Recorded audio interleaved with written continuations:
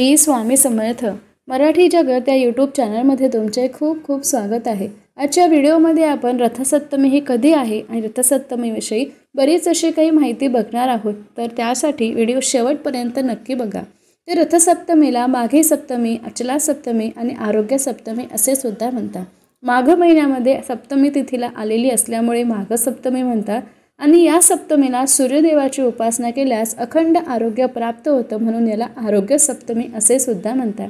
तर ही रथसप्तमी ही यंदा 4 फेब्रुवारी 2025ला येत आहे आणि या दिवशी सूर्यदेवाच्या पूजनाला अनन्यसाधारण महत्त्व आहे आणि या तिथीचा प्रारंभ होत आहे 4 फेब्रुवारीला सकाळी 4:36 ते 5 फेब्रुवारीला सकाळी 5 वाजेपासून ते 23 मिनिटांपर्यंत। या दिवशीच्या पर्वत काळामध्ये सूर्योदयापूर्वी जर का आपण आंघोळ केली, स्नान केले आणि त्यानंतर सूर्यदेवाला अर्घ्य दिले तर सूर्यदेवाचा अखंड आशीर्वाद आपल्यावर राहतो। या दिवशीची अशी मान्यता आहे की सूर्यदेव हे रथावर विराजमान होऊन आपल्या पृथ्वीवर भ्रमण करण्यास जातात आणि त्या सूर्यदेवाच्या रथावर 7 पांढरे घोडे असतात, जे की आपल्या 7 वारांचे प्रतीक आहे अशी मान्यता आहे। आणि या रथाला एकूण 12 चाके असतात, जे की 12 महिन्यांचे 12 राशींचे प्रतीक आहे असे सुद्धा म्हणतात। या दिवशी सूर्यदेवाला अर्घ्य आवर्जून द्यावे। अर्घ्य देताना अर्घ्यामध्ये लाल फूल, अक्षता व चंदन घालावे, जेणेकरून सूर्यदेवाची कृपादृष्टी ही आपल्यावर सदैव राहील।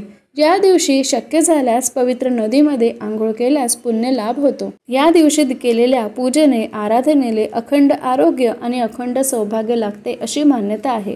तर आपले हे जे सूर्यदेव आहे ते देवमाता अदिती व कश्यप ऋषींचे मुलगा म्हणजे सूर्य होय आणि सूर्यदेवाचा जन्मदिवस म्हणून रथसप्तमी सुद्धा साजरी केली जाते। या दिवशी सूर्यदेवाचा जन्मदिवस असतो अशी सुद्धा मान्यता आहे आणि म्हणूनच काय तर या दिवशी सूर्यदेवाला नैवेद्य दाखवण्यासाठी एका मडक्यामध्ये दूध उतू घालून सूर्यदेवाला त्या खिरीचा नैवेद्य दाखवतात। या दिवशी सूर्यनमस्कार सुद्धा करण्याची प्रथा आहे। सूर्यनमस्कार केल्यास आपल्याला अखंड आरोग्य लाभतं अशी मान्यता आहे। तसेच या दिवशी गंगा स्नानाला व दानधर्माला अतिशय महत्त्व आहे। गंगा स्नान तर शक्य नाही, पण जवळच एखादी पवित्र नदी असेल तर तिथे तुम्ही स्नान करू शकता किंवा तुमच्या घरी गंगाजल असेल किंवा अजून एखादे यमुनेचं पाणी किंवा एखाद्या चांगल्या नदीचं पाणी, पवित्र नदीचं पाणी तुमच्या घरी असेल तर आंघोळीच्या पाण्यामध्ये त्याचे थोडेसे थेंब टाकून, एखादं थोडंसं पाणी टाकून आपण त्याने आंघोळ करू शकतो।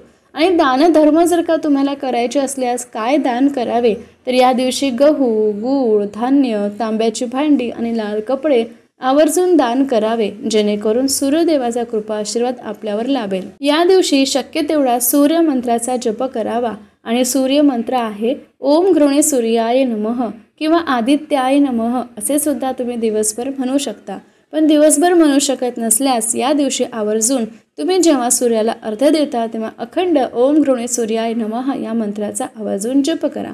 तसेच या दिवशी आदित्य हृदय स्तोत्राचे सुद्धा पठण करण्याची पद्धत आहे, म्हणून शक्य झाल्यास नक्की हे सुद्धा तुम्ही करू शकता। या दिवशी शक्य तेवढा गायत्री मंत्राचा जप करण्याची पद्धत आहे। तुमच्याकडे जर का वेळ असेल तर तुम्ही 108 वेळा म्हणजे 1 माळ नक्कीच जपू शकता, पण जर का तेवढाही वेळ नसेल तर 24 वेळा तरी तुम्हाला गायत्री मंत्राचा जप करायचा आहे।